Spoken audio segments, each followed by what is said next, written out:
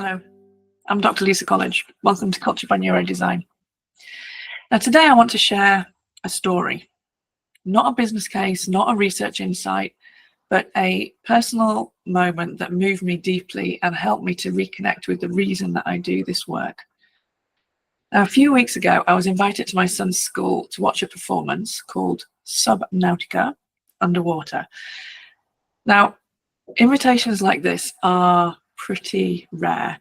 My son Chris is 7, he's autistic and he has learning difficulties, and he attends a Dutch special needs primary school.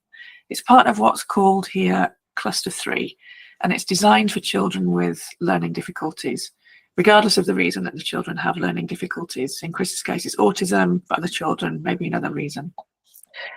The classes are small, maximum 12 children. The structure is very consistent, so the normal early Wednesday finish of mainstream Dutch schools is absent, for example, and every day has the same length.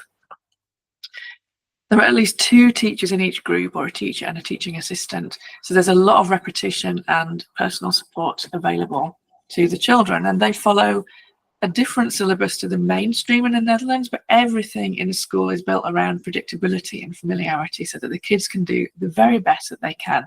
Now, even with all of that customization, it's really unusual for parents to be invited to performances. And that's not a negative reflection of the school, but it's because having parents who are associated with home come into the school environment can be really disruptive for the children, and these disruptive effects can ripple on for days or even for weeks afterwards. So when my husband and I arrived for this performance, we were looking forward to it, but in all honesty, we were quietly bracing ourselves as well. In primary school, performances are usually more about survival than genuine enjoyment, and when we've seen Chris attempting this before, he seemed also to be just focused on getting through it.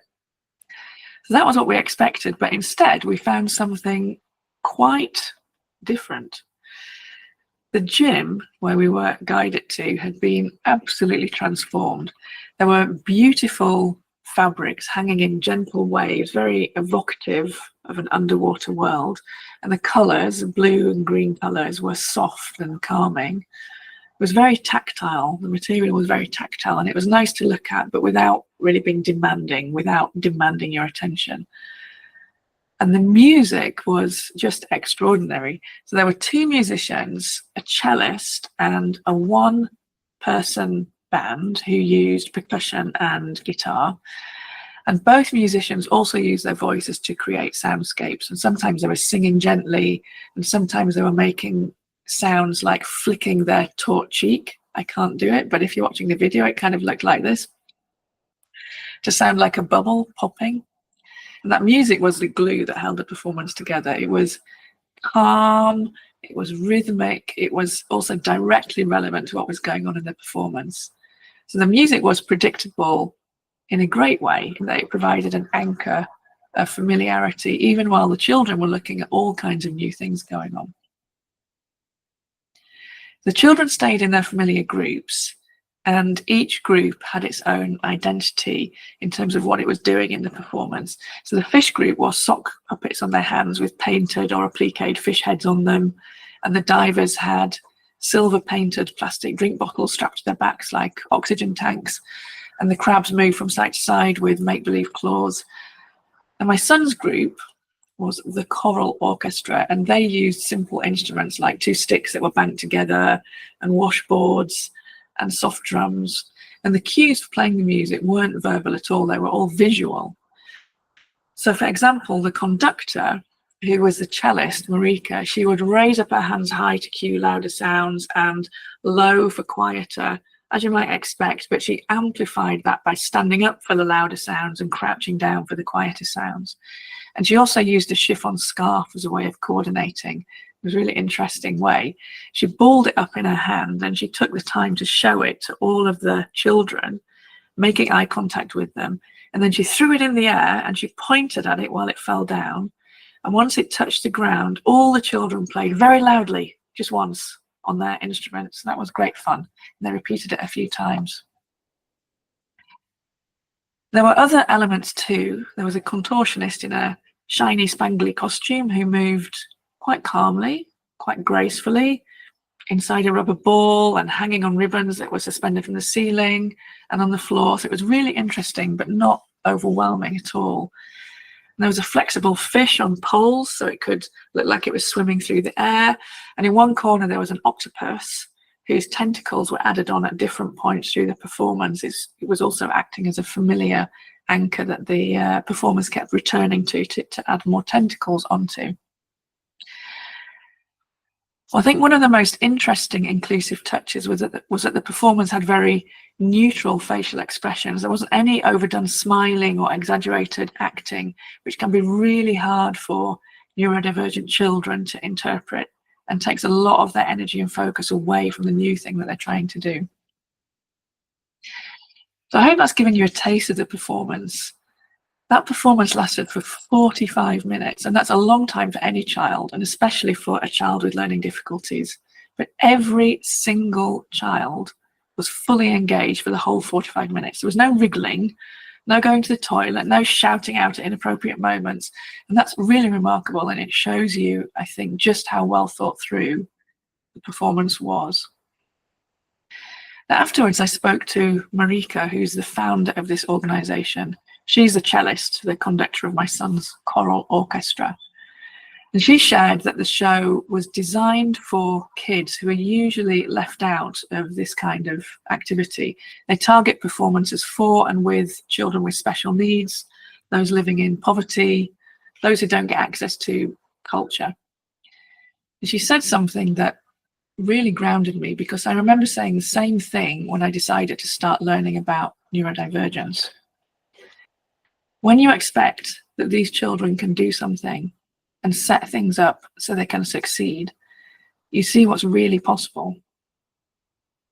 As I say, it grounded me in the midst of all of the content that I'm creating and all the research that I'm doing, all the connections I'm building, all the value I'm providing. In the midst of all that business, I felt a real sense of peace and centeredness to bring everything back to the basics. I believe that everyone can do something extraordinary when you enable them to succeed, and that's why I set up this business. And later on, I looked up Marieke's website, and it's a foundation called the Sokken van Ilias. For non-Dutch speakers, that means the socks of Ilias. And I read the story about Ilias, who's a boy who Marieke once taught music to. He's a boy with behavior that could be really explosive, but who Marieke described as being transformed when he was offered music from her cello. And one day he was part of a group of children who were all laying on the floor, and they were listening to the cello with their eyes closed. And she noticed that he was wearing socks with musical notes on them. And he'd chosen those socks with musical notes, especially for music day.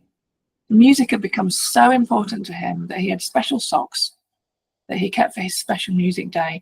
And in the story, Marieke says that at that point, she decided that that image of those socks on Ilias would become the name of this foundation.